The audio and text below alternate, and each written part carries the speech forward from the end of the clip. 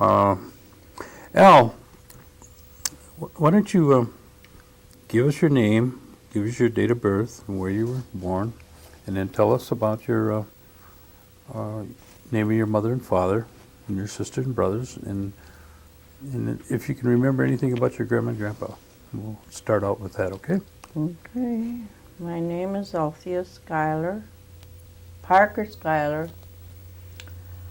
I was born in Green Bay. No, I wasn't either. I was born in Seymour.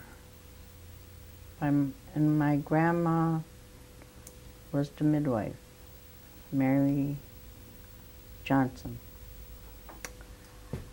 And What year was that? and we lived on a farm. Well, I lived on a farm all of my growing up years. My dad was a farmer. His name was Andrew Parker, and he had one of the first farms on the reservation. Where was that located in?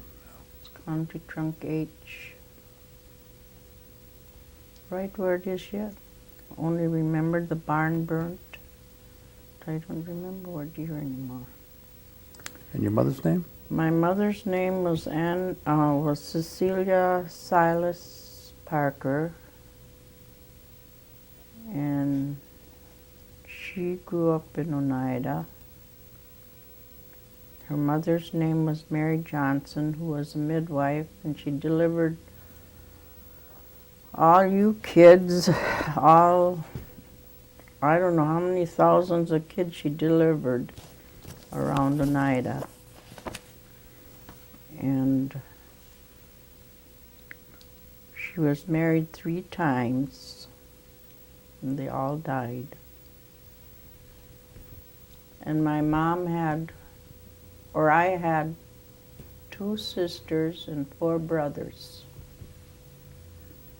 Do you want their names or not? Yeah, sure. The oldest one was Clifford Cornelius.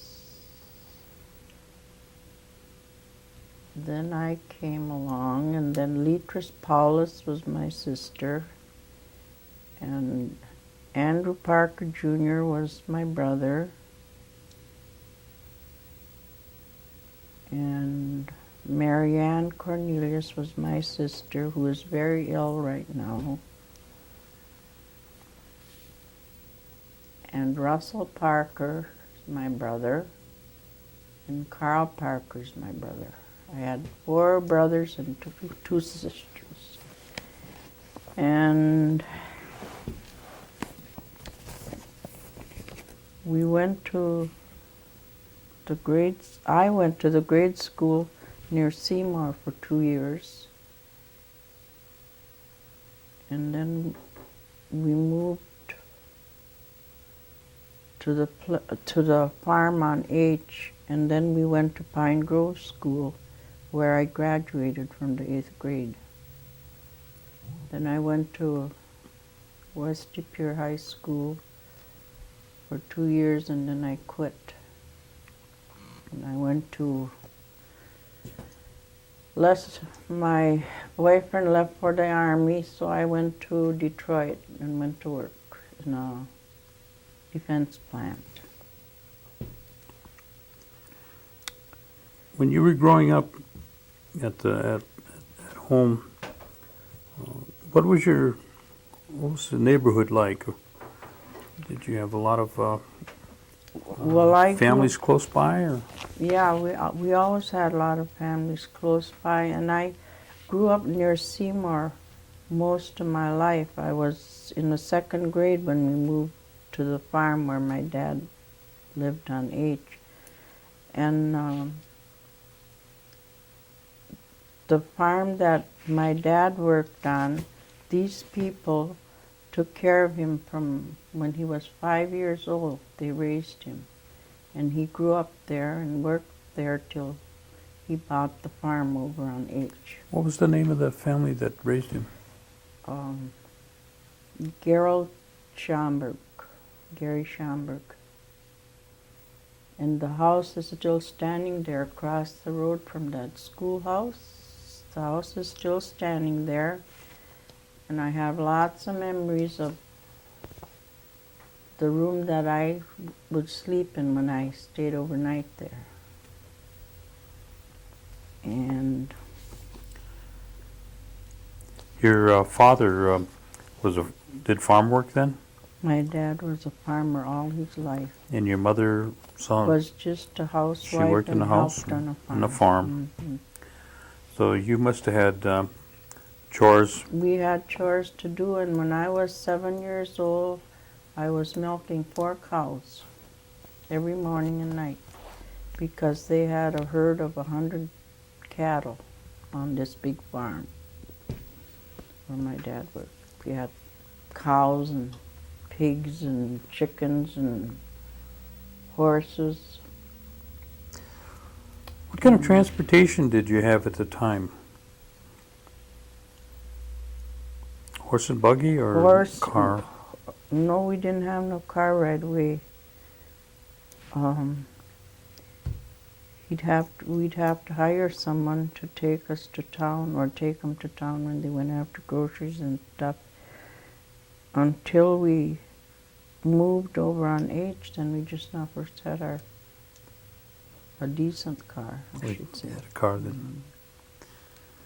Otherwise, we had in the wintertime he'd have the horse and sleigh, and then in the summertime he had the horse and buggy, and we always all used to like to ride horseback. They had horses to ride. Well, when you went to the store, where did you usually shop? In Seymour. And in terms of the house, did you have running water and electricity? Not in all the houses. When I was a baby, we lived in a house that didn't have no running water. We had to haul water and wood stove. You burned wood then for kerosene. Mm-hmm. Althea, can I get the pen from you? Oh, I might be making you nervous. Told you I'm nervous. No, that's a natural thing.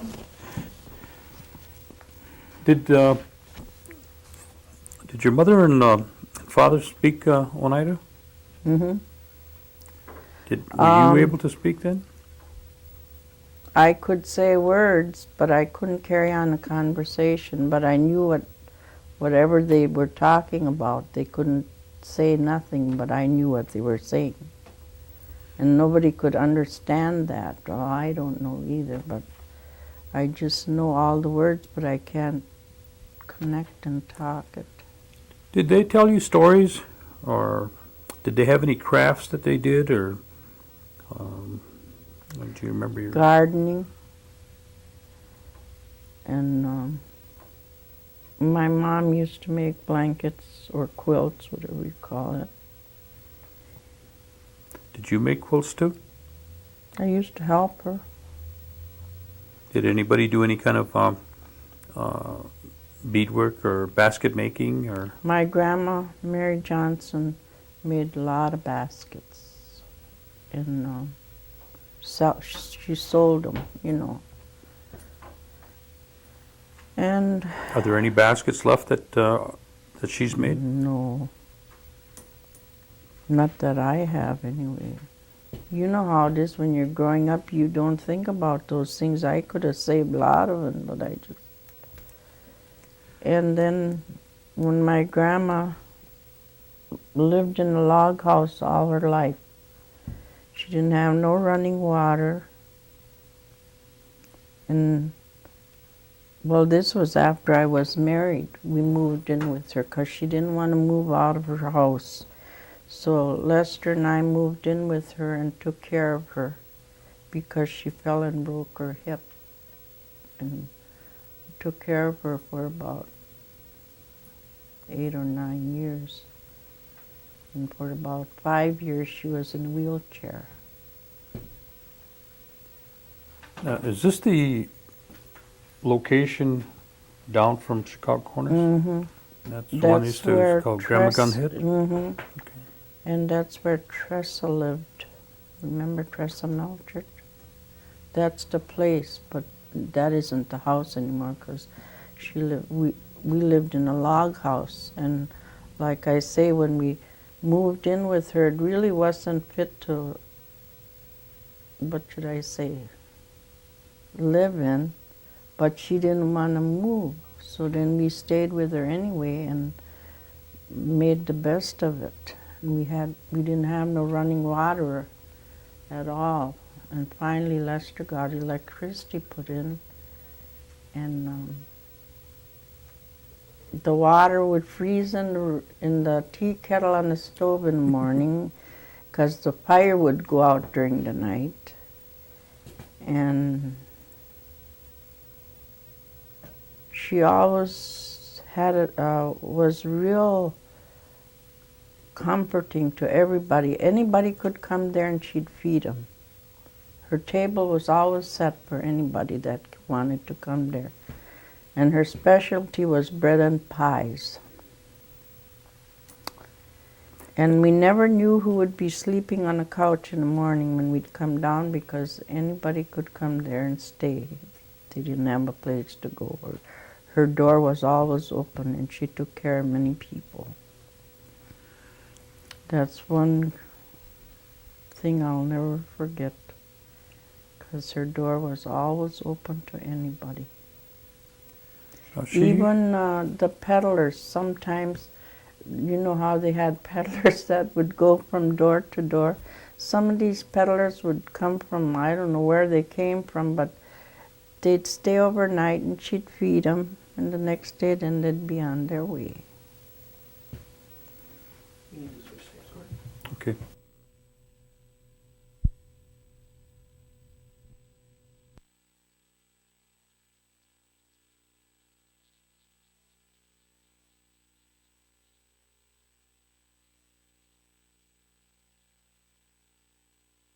Big basket full of food to take up to the church, what she donated to the dinners and stuff that they'd have up there.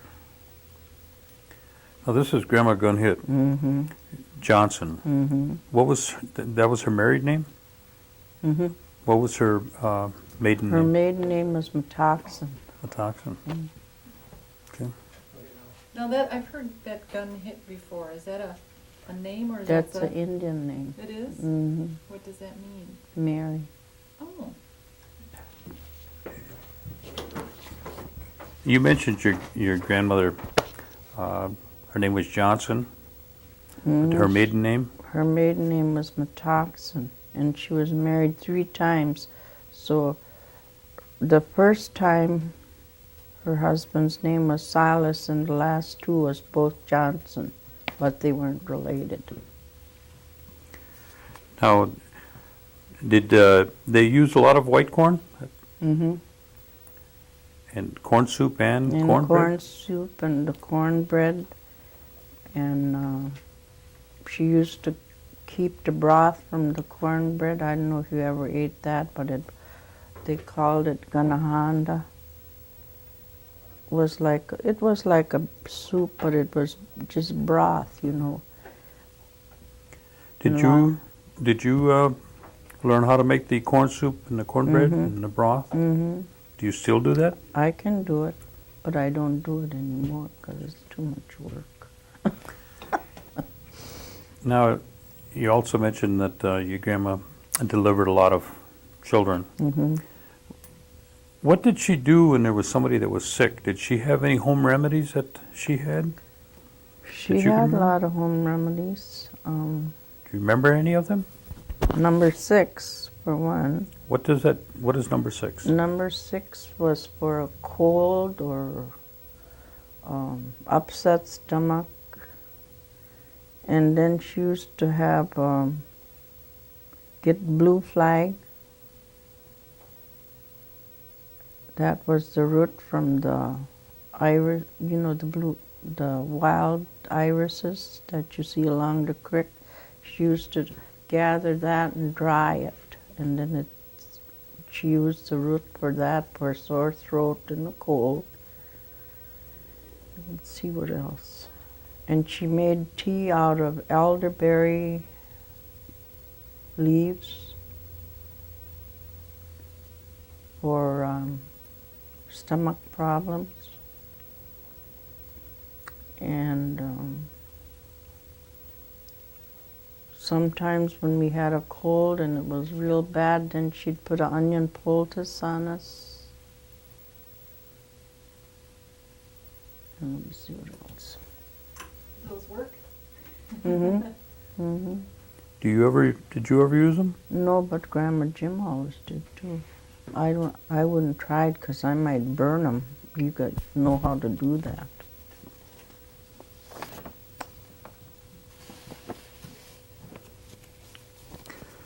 And in the fall, she'd make a big crock of sauerkraut and a big barrel of dill pickles.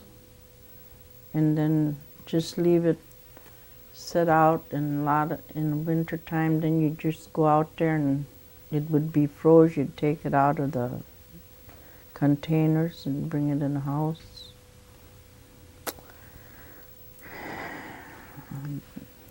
When you were growing up, tell me what would be a normal Sunday with your family? A big chicken dinner and Sunday school and church. And then Which church did you go the to? Methodist church. We always was Methodist. Would you have a lot of people over on Sunday, or did you go visiting? Well, mostly amongst our own relatives. Never, not no outsiders. It's mostly around. Tell me about special occasions, like a Christmas Day, or Hoyan, 4th of July, or Easter. Well, on Christmas, like I say, we was always poor, so we each maybe got one gift, one big gift, and we never had a bicycle till I was about 14 before I had my first bike. And I always tell my girls now, when I went to high school, I had 2 changes of clothes that I'd wear one day and then wash the other one out and alternate like that. They couldn't believe that. The way the kids are today, they gotta have millions of clothes to wear. Let me see what else. How did you trim your tree? We made all homemade decorations, like we'd string cranberries, we'd string popcorn. We'd make things out of colored paper, make homemade cookies and put little wires through them and hang them on a tree. And I'll never forget one time, this was when I was staying with my grandma. On Christmas morning, we got up and there was a mouse in the tree eating off one of the cookies. I'll never forget that. I didn't want to eat them cookies. What about Hoyan? Hoyan was a good day. We all went from house to house the way they do now, and my mom would make a big pan of donuts, because there was quite a few that used to do that then. Well, then she'd have her big dinner for New Year's, the same as Christmas. Is 4th of July a big occasion? Not really, no. What about Easter? Not too much. Easter was. She always had her big dinner, her ham and colored eggs and...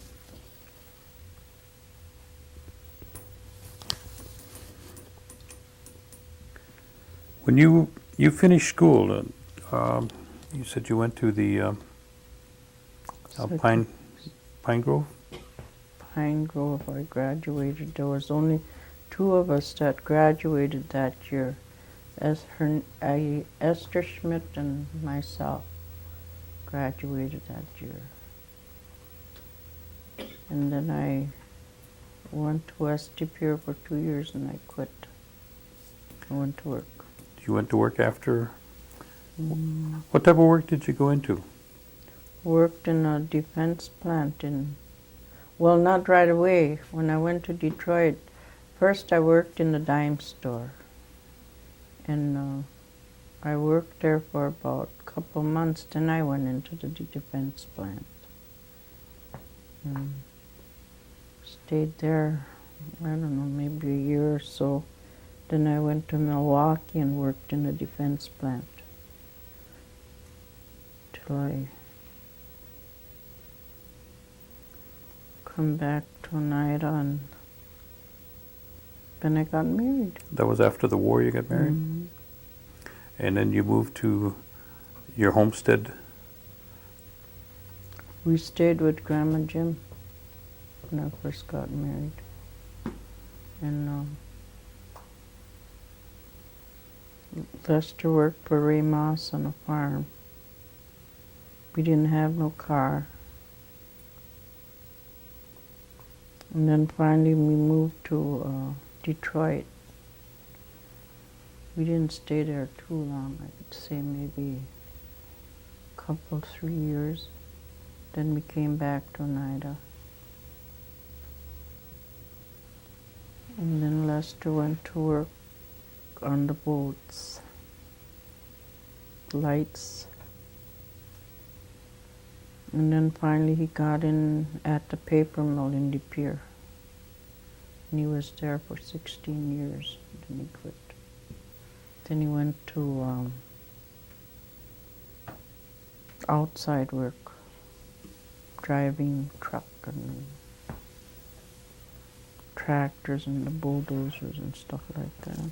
During this time, were you working out or were you just doing housework? No, I just stayed home. Okay. When did you start working out? I never started to work out till my girls were out of high school. And what? Tell us about when you went to work. When I went to work, I got a job cleaning houses for different people in Green Bay. And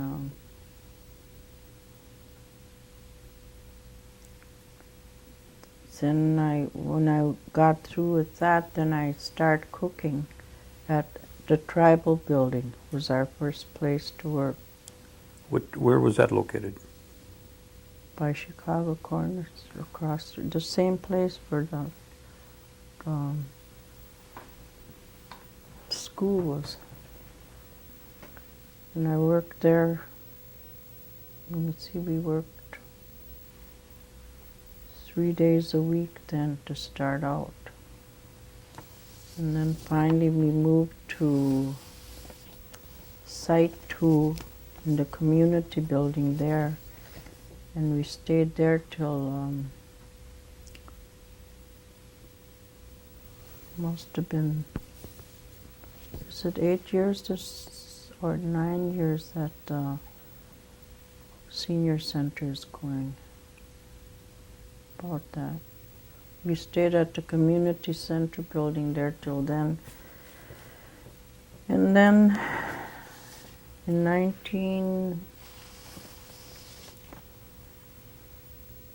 let me see now, I can't remember. I know it was in 72 when I started my job. And then I was 67 years old when I retired from the senior center. Which was last year or the year before? Not 67. What am I talking about?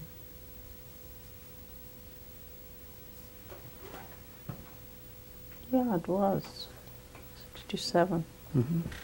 And I just maybe quit for about 6 months.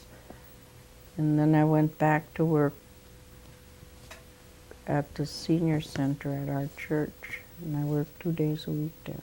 And I still am doing it. You're still working it. Mhm. Now, tell us about your reputation about the baking. Well, I never thought I was a good baker, but I always got a lot of compliments on the kind of meals that Mary and I made. And I did all the baking. And there was a write-up in a paper one time, I still have it, about the good meals that we put out. And the main thing was they always liked the molasses cake or gingerbread, whatever you want to call it. They always look forward to that. Well, I know that you have a reputation for making the And rolls. the rolls, yeah, the bread. Everybody comes over New Year's morning just to make sure they get their rolls. Tell us about your rolls. Why don't you tell us that people like your rolls and then tell us what kind you make them? Oh, I make several different kinds. I make whole wheat rolls, not too much because I don't like them myself, but I like the wheat, just a plain white bread dough rolls. And I fry bread once in a while, not too often because it isn't good for you really. So now I don't make my own dough anymore. I use the frozen bread dough and I make my fried bread. And it's just as good, I think. Maybe not, I don't know, but I like it. And I always try to cook what I know the older people, the seniors like. Like I know they like boiled dinner with the cabbage and the carrots and rutabaga and potato. And I know they like Johnny cake or cornbread, whatever you want to call it. I make that for them every once in a while, and then about twice a month I make them baking powder biscuits. Can we just pause there 1 second? We have to change battery. Do they still have the Tuesday Dinner. dinner? Mm-hmm. And do they have a big one on at the end of the month yet? Yep. They do. Mm-hmm. I can come now? Sure. I'm old enough? Well, you don't have to be old enough. You can still go. I'll have to be as hungry, huh? Your brother was there the last one we had. Which one? Ronnie, Oh, yeah? him and his boys. Jeez. And boy, did they eat. Oh, well, yeah.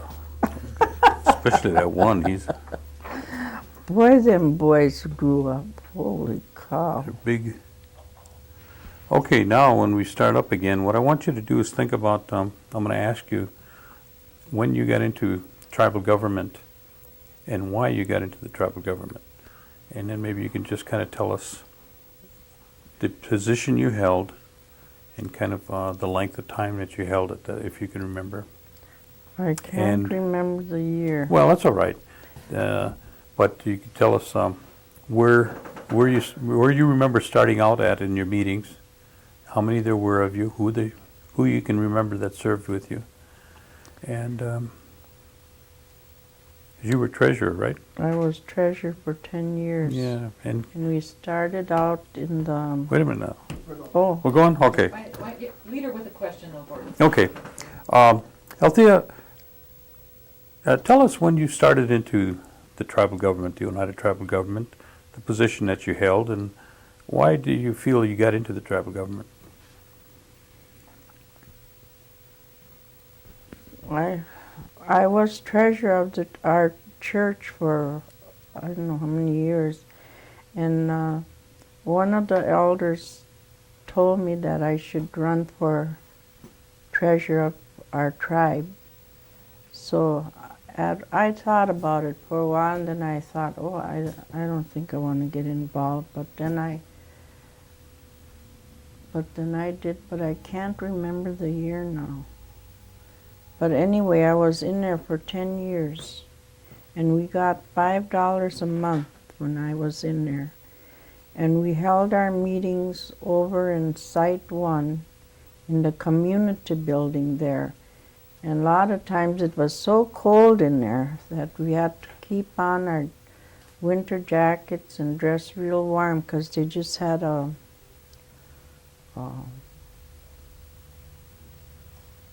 wood stove. And there was Julius Stanford was chairman, Norn John, let's see what was Norn.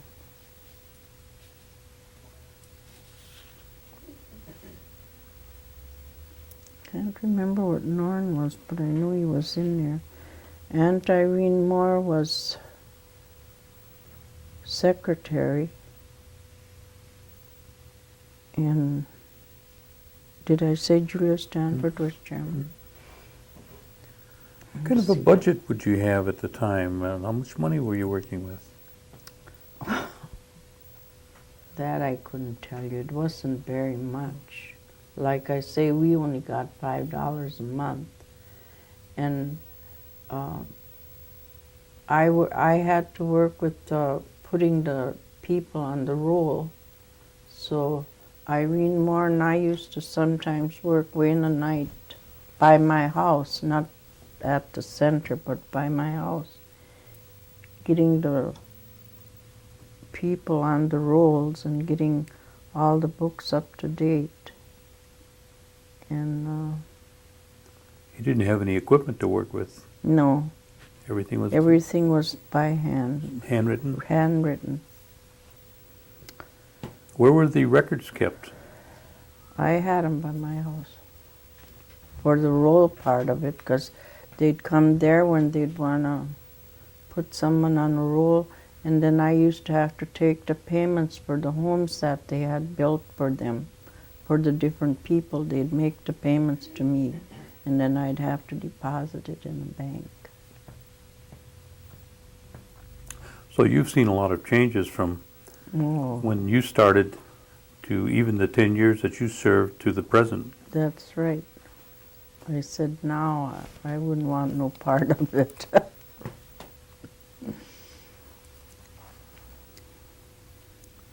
How did the people go about getting land when they wanted a piece of property at the time? Do you remember the process they went through? Well, they'd have to put their application in, and now, like my dad, when he put his application in for the piece of land that he got, they had to pay a fee, and I don't remember what the fee was, but they had to pay a fee for that. And some of the land that people got, they'd build them houses, but the house that we lived in, that house was there. It was an old house, but Dad fixed it up, and it's still up. I mean, you know. But a lot of them got new houses, but some of them are still standing and some are gone.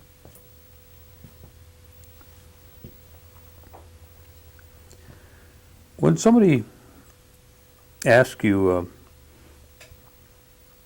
about being a member of the United Tribe, what does that mean to you?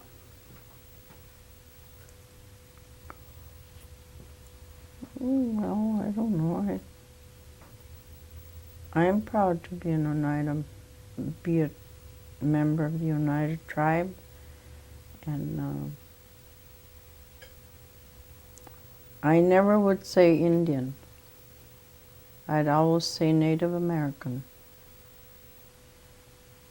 And there was a write-up in a Press Gazette one time about a man from Green Bay had it written, and he said that they should never call the people Indians because they are Native American. And I always kept that write-up. I have it at home. So I always looked at it like that too, that you should never say Indian, but you should call them Native American.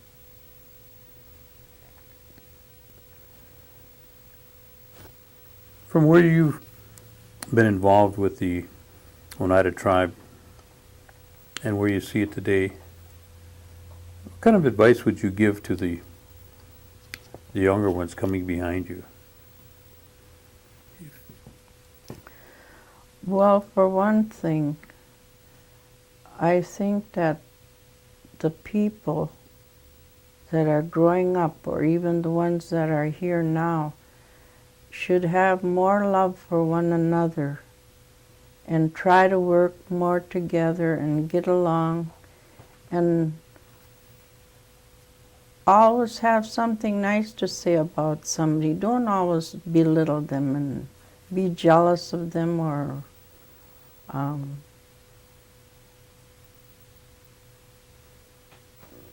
not have anything, no good word to say about anybody, because I don't believe in that. And I think it's terrible the way some of our people are today, because it seems like they never have a good word to say to anyone or a good word to tell them how good a job they're doing, or maybe give them a pat on the back and tell them once in a while how good they're doing. Instead, they just belittle them and are jealous of them, as far as I can see. I mean, I'm not there, but from what I can hear and tell sometimes, it seems like that's the way they are. And I disagree with that. I wasn't brought up like that. You know that as well as I do. Grandma Jim's family was a loving family, and so was my family. We grew up with lots of love in our homes, and I think that's the way it should be, regardless of race, color, or creed. As an elder, do you feel or do you see any things that you might like to see changed out within the community structure?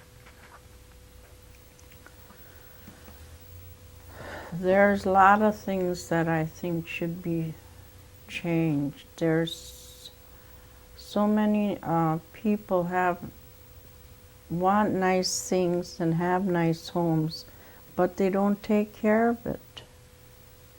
And maybe because I never was like that, or I never was brought up like that, it seemed like we always tried to keep up our place and plant flowers and shrubbery and have a nice home. And today I see, sometimes I wished I had a new home like some of them have gotten, and still they just leave it. They don't try to plant flowers or any shrubbery or anything. And I think that people shouldn't be that way. As old as I am, I was just telling Barb, I said, I was so disappointed because I don't know what kind of workers they got up at the senior center, but I've been waiting for so long to get my yard raked. And finally I was just getting discouraged. Well, finally I found someone to come and rake my lawn, and I was real happy about it. So now that's done. And I used to be able to do it yet last year, but this year I just couldn't. My shoulders aren't that good anymore. I have arthritis real bad, so I can't do it anymore. Does any fish come up that creek next to your place? Mm-hmm. They do? Mm-hmm. Suckers? I don't know what kind. I never go down and bring them. Does anybody bring any more suckers around? Somebody asked me the other day if I wanted some, but I don't want any. I don't like that. Don't you like them? Your folks must have had some. Oh yeah, Grandma used to salt it salt the fish, and I remember her frying them for breakfast. Well, they used to be good when she'd fix them, but I would want to fix them. What about the sucker heads? Did you know if anybody had made Oh. those? She ate those too, but not me. I wouldn't eat them. She liked them, huh? Hmm. I don't know what they got out of them, but Is there anything else that you wanted to tell us that I forgot? I know there's some questions that I shouldn't ask you. I always think of my dad a lot because he used to always tell us kids, he said, hard work never killed anybody. And I always think about my one brother, Carl. He works, but he won't do nothing else outside of but his job. You know what I mean? I can't call him and have him come over and rake because he wouldn't. But he plays bingo. Yeah, right. I know that. Do you get over to the bingo hall at all? No. No? When my cousin comes from Milwaukee, she likes to gamble. I mean, play the slots. So I go along with her once in a while. Maybe I'll spend a couple of dollars, but then that's it for me. I don't have money to waste like that. Well, That's about the end of our tape. I think And like I always say, your uncle always said, if you can't say anything good about anybody, then don't say nothing at all. And I try to instill that in my children and my grandchildren. how many grandchildren you got? I got 4 grandchildren and 6 great-grandchildren. Oh. I just had a granddaughter. Did you? Yeah, Jenny had a little girl last week. Oh, and they both got boys, right? Or did she have 2 boys? She had 2 boys. Yeah. Yeah. Oh. Did you get a picture? Good job. Okay.